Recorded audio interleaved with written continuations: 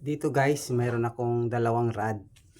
Okay, so dalawang klaseng rod to. Ito, sugayi lang. Maiksi lang to siya na rod. Yan, sugayi lang. Maiksi lang to.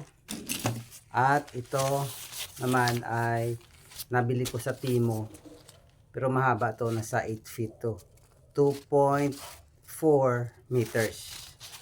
Yan. So ito naman ay maiksi lang.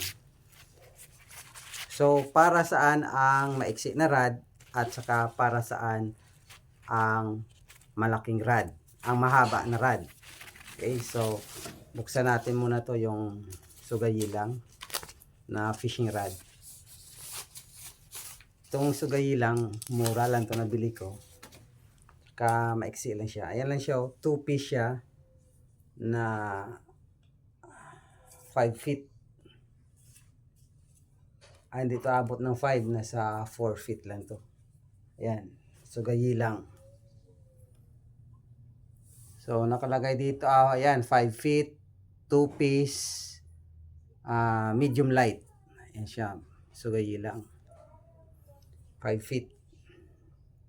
Maganda din to, matibay yung sugayi lang na rod.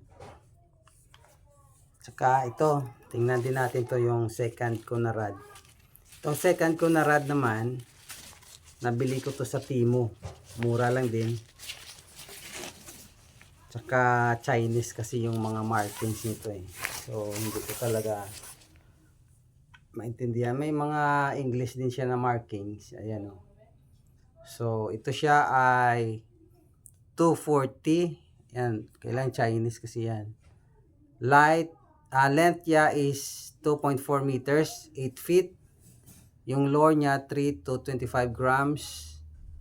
Yung weight ng line niya is 3 to 12 pounds. So dugtong natin. Kunin ko muna yung isa. Mura lang ito nabili ko sa Timo. Ayan. So ito siya oh. Ayan, yung dulo niya makapal. Ayan, makapal. So sa tingin ko ito siya nasa medium. Medium ang action nito. Makapal kasi siya. Yung iba no, manipis masyado dito. So ito siya makapal. So later explain ko rin sa inyo kung ano ang difference ng manipis dito tsaka makapal. Ngayon dito lang muna tayo sa haba ng rod. Dugtong ko muna to. Ayan. So 8 feet. Ang haba. Mahaba to. Ayan. So ngayon, ano ang difference ng mahaba na rod compare sa maiksi na rod? Ayan. So ito ipakita ko sa inyo yung physics behind sa haba saka maiksi na rod. So ito yung physics niya, no? So ito yung mahaba. Tingnan niyo mahaba yan, 8 feet. Dito siya, 8 feet. And ito naman yung 5 feet. Okay? So yung haba niya. So kung mahaba ang rod mo, okay? The more yung power mo, no? Yung pagtapon mo, mas more malakas kasi mahaba yung rod mo. So tingnan mo dito, yung 8 feet, dito siya, yung buka niya malaki. Okay? Compare mo sa 5 feet. Yan lang, buka niya maliit lang. So the more ang buka mo dito, the more ang power mo sa paghagis. Okay?